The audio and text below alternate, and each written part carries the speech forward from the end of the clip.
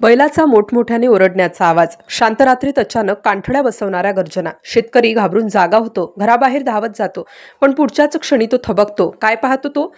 त्याच्यासमोर नेमकं काय घडलं होतं? असा कोणता प्रसंग की संपूर्ण गाव हादरलं. पोलीस धावत आले, गावकरी भयभीत झाले. नेमकं काय झालं त्या रात्री? हा आवाज कुणाचा होता? हा साधा बैलाचा ओरड होता की त्यामागे काही भयंकर रहस्य दडलेलं होतं? कर्जत तालुक्यातील कोदिवले गाव, शांत शेतीप्रधान गाव. शेतकरी भाऊ विठ्ठल सोनावडे, मेहनती, साधे आणि आपला संसार बैलांवर चालवणारे. दररोज सकाळी गुरं घेऊन शेतात जायचे, संध्याकाळी परतायचे. सगळं सुरळीत चालू होतं, परंतु 21 ऑक्टोबरच्या मध्यरात्री मात्र काहीतरी भीषण घडलं. त्या रात्री 2 वाजताच्या सुमारास गावात कुत्र्याचे भुंकणे सुरू झाले. थोड्याच वेळात बैलाचा जोरात ओरडण्याचा आवाज आला. भाऊ सोनावडे यांना वाटलं काहीतरी बरोबर नाही. ते पटकन अंगावर चादर टाकून बाहेर पडले. रात्रीच्या अंधारात टॉर्च लावली, शेताच्या दिशेने गेले. अंधुक प्रकाशात काही सावल्या हलताना दिसल्या. त्यांना वाटलं कदाचित एखादा प्राणी असेल, पण काहीतरी वेगळं होतं. त्या सावल्या माणसांच्या होत्या आणि त्या नदीकाठी जात होत्या. भाऊ सोनावळे ओरडले, "कोण आहे तिकडे? माझा बैल कुठं नेला रे?" पण समोरून कुणीच उत्तर दिलं नाही. फक्त पाण्यात आवाज आला आणि त्या सावल्या नाहीशा झाल्या.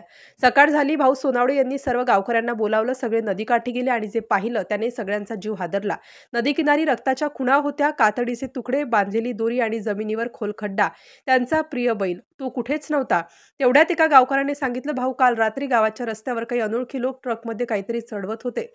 सगळ्यांनी धाव घेतली, पण तो ट्रक गायब झाला होता. गावात एकच खळबळ माजली. लोक म्हणू लागले, "हे मांस तस्कर आहेत, बैल पकडून कत्तल करतात." भाऊ सोनावळे यांचं मन हेलावलं. तो बैल त्यांचा केवळ जनावर नव्हता, तो त्यांच्या घरचा सदस्य होता. या घटनेनंतर भाऊंच्या घरात मातम पसरला. गावकरी संतापले. ही दुसरी वेळ आहे. आधीही एका शेतकऱ्याचा बैल चोरीस गेला होता. सगळ्यांनी पोलिसांना माहिती दिली. पोलिसांनी घटनास्थळी पंचनामा केला, पण आरोपी मात्र फरार. नेमकं कोण आहेत हे निर्दयी लोक? ते कुठून येतात? रात्रीच्या काळोखात कसे गायब होतात? शेतकऱ्यांचं जीवन या टोळक्यांनी अस्थिर केलं आहे. गावकरी रात्रीच्या वेळी गुरं शेतात सोडायलाही घाबरतात. दिवाळीसारख्या सणासुदीच्या काळात हा असा क्रूर प्रकार घडावा हेच शेतकऱ्यांचं दुर्दैव म्हणावं लागेल. भाऊ सोनावडे म्हणाले, "हा फक्त माझा बैल नव्हता, तो माझ्या घरचा माणूस होता. त्याने माझं शेत जोतलं, माझं आयुष्य उभं केलं. आता त्याचं रक्त वाहिलं आणि मी काहीच करू शकलो नाही." त्यांच्या डोळ्यातून अश्रू वाहत होते आणि गावकऱ्यांनी एकच मागणी केली की या निर्दयी मांस तस्करांना अटक करा, कठोर शिक्षा द्या. त्या रात्रीचा बैलाचा आवाज अजूनही त्या गावात घुमतो. लोक म्हणतात काही वेळा रात्री नदीकाठून अजूनही तो आवाज ऐकू येतो. जणू न्याय मागणारा तो आत्मा पुन्हा ओरडतोय. माझा काय गुन्हा होता? बैलाचा मोठमोठ्याने ओरडण्याचा आवाज आणि एका शेतकऱ्याचं आयुष्य उद्ध्वस्त झालं. शेतकऱ्यांनो, वेळ काढून पहा ही घटना, कारण पुढचा आवाज कुणाचा असेल सांगता येत नाही.